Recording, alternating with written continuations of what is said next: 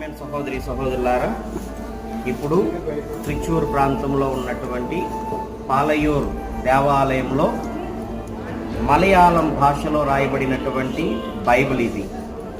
ఒక సహోదరి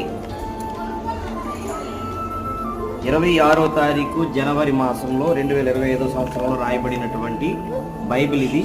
చూడండి, ఇది అందరికీ మనకందరికి ఆదర్శం. ఎంతో ఓపికతో రాసినటువంటి బైబిల్ ఇది. చక్కని హ్యాండ్ రైటింగ్తో రాయబడినటువంటి బైబిల్. కాబట్టి దేవదేవునికి మహిమ కలగాలని ఆమె ఈ విధంగా సువార్తను చాటడం జరిగింది.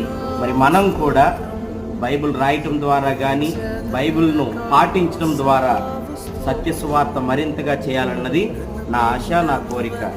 ఇట్లు మీ ఫాదర్ మోహన్ ప్రసాద్.